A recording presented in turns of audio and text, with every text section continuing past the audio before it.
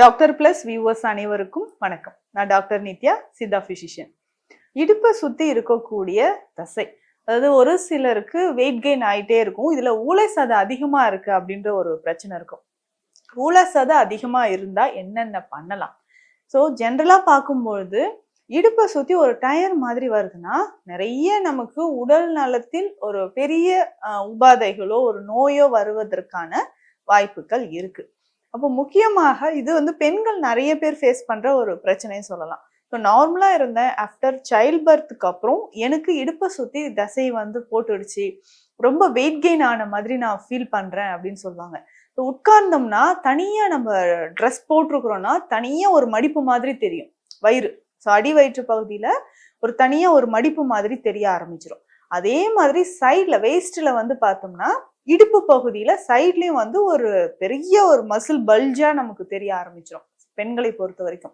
ஆனா இந்த பிரச்சனை சில ஆண்களுக்கும் நம்ம வந்து பாக்குறோம். அதை தொடர்ந்து வெயிட் கெயின் ஆகிறதும் நம்ம பார்த்துட்டு இருக்கோம். ஸோ கை கால்கள் எல்லாமே கூட எனக்கு நார்மலுங்க. ஆனா இந்த இடுப்பு சுத்தி இருக்கக்கூடிய சதை வந்து எனக்கு அதிகமா இருக்குன்னு சொல்லக்கூடிய பெண்களும் சரி ஆண்களும் சரி நிறைய இருக்காங்க. இந்த மாதிரி இடுப்பை சுத்தி நமக்கு தசை போடுது, வெயிட் போடுதுன்னா உடல்ல வேறு என்னென்ன பிரச்சனைகள் வரலாம் அப்படின்னா கொலஸ்ட்ரால் லெவல் அதிகமாக இருக்கும். இதுல முக்கியமா பார்த்தோம்னா எல்டிஎல் கொலஸ்ட்ரால் லெவலை நம்ம செக் பண்றது ரொம்ப ரொம்ப அவசியம். ஏன்னா நிறைய பேருக்கு இந்த எல்டிஎல் கொலஸ்ட்ரால், ட்ரைக்ளிசரைட்ஸ் இது ரெண்டுமே அதிகமா இருக்கும். ரெண்டும் அதிகமாக இருந்தால் நமக்கு அடுத்ததாக இதயம் சார்ந்த பிரச்சனைகள் ஏற்பட வாய்ப்புகள் இருக்கு. ஸ்ட்ரோக் உள்ளிட்ட நோய்கள் ஏற்படவும் வாய்ப்புகள் இருக்கு. அப்போ இதயம் சார்ந்த பிரச்சனைகள் வருதுன்னா ஒபிசிட்டி, வெயிட் கெயின் ஒரு காரணம், இடுப்பை சுத்தி தசைகள் அதிகமா இருக்கிறது ஒரு காரணம், கொலஸ்ட்ரால் லெவல், பேட் கொலஸ்ட்ரால் அப்படின்னு சொல்லக்கூடிய எல்டிஎல் கொலஸ்ட்ரால் அதிகமா இருக்கிறதும் ஒரு முக்கிய காரணம்னு சொல்லலாம். அப்ப இடுப்பை சுத்தி அதிகமான தசைகள் எனக்கு இருந்துகிட்டே இருக்குன்னா இதயம் வந்து நமக்கு நார்மலா இருக்கா? ஸோ வருடத்திற்கு ஒரு முறை செக் பண்றது ரொம்ப ரொம்ப அவசியம். ஸோ இசிஜி செக் பண்ணிக்கலாம், இல்லை ஹார்ட் பீட் எப்படி இருக்குன்னு செக் பண்ணிக்கணும், இல்லை ஜென்ரலாகவே நம்ம நடக்கும்போது உட்கார்ந்து எந்திரிக்கும் போது மாடிப்படி ஏறும்போது அதிகமான மூச்சு வாங்குதா ரொம்ப ரொம்ப கவனமா இருங்க. ஏன் நம்ம சொல்றோம்னா அப்போ இடுப்பை சுற்றி இருக்கக்கூடிய தசைகள் நமக்கு பிளட் சர்க்குலேஷனை நமக்கு கம்மி பண்றதுக்கான வாய்ப்புகள் இருக்கு. இதுல மெயினா நமக்கு லோயர் லிம்ஸ்ல கால்கள்ல வந்து பார்த்தோம்னா த்ராம்போசிஸ் வரவோ இல்லை டீப் வெயின் த்ராம்போசிஸ் வரவோ வாய்ப்புகள் இருக்கு. இதுலயும் முக்கியமா வெரிகோஸ் வெயின் ப்ராப்ளம் சிலருக்கு இருந்துச்சுன்னா, வெரிகோஸ் வெயின் வந்து அந்த காலில் இருக்கக்கூடிய அந்த வெயின்ஸ் ரொம்ப பல்ஜாகி இருக்கும்போது அங்கங்கே நமக்கு வந்து பிளட் கிளாட்ஸ் ஏற்படுறதுக்கு வாய்ப்புகள் இருக்கு. இடுப்பு சுத்தி அதிகமான சதைகள் இருந்தால் மூச்சு வாங்குறது, திடீர்னு தலை சுத்தல் ஏற்படுறது, இந்த மாதிரியான பிரச்சனைகள் இருக்கும். இதயம் தொடர்பான பிரச்சனைகள் ஏற்படவும் வாய்ப்புகள் இருக்கு.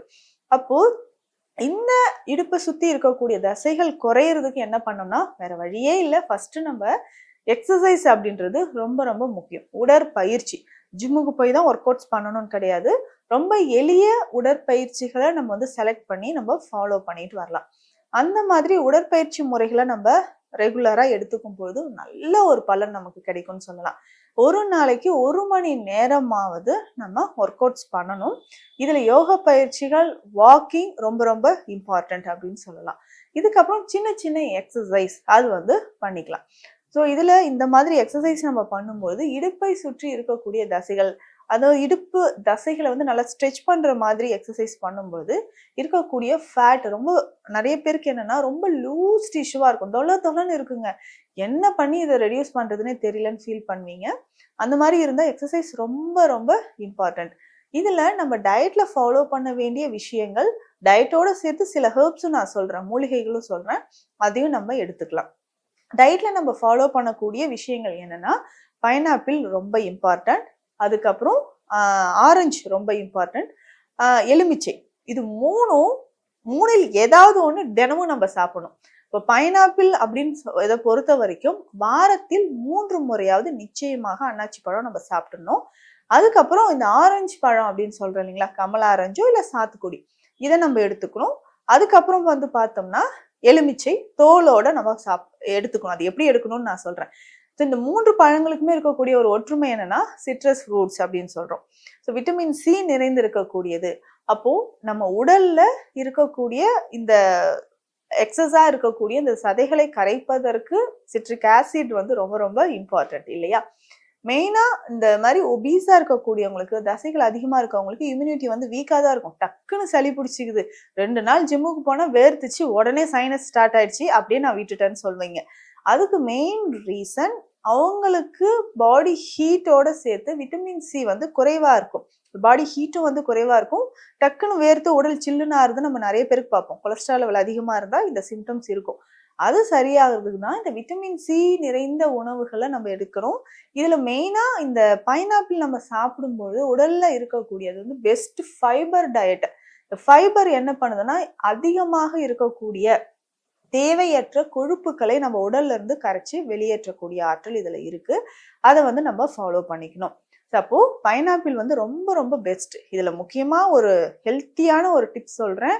இது வந்து ஒரு சீக்ரெட்னே சொல்லலாம். ஆனா இதை ஃபாலோ பண்ணி நிறைய பேர் இடுப்பு பகுதியில் இருக்கக்கூடிய தசைகள் கரைஞ்சிருக்கு, ஹார்ட்ல பிளாக்ஸ் கிடையாது, வெரிகோஸ் வெயின் குறைஞ்சிருக்கு அப்படின்லாம் நிறைய பேர் வந்து பாசிட்டிவ் ஃபீட்பேக் கொடுத்துருக்காங்க.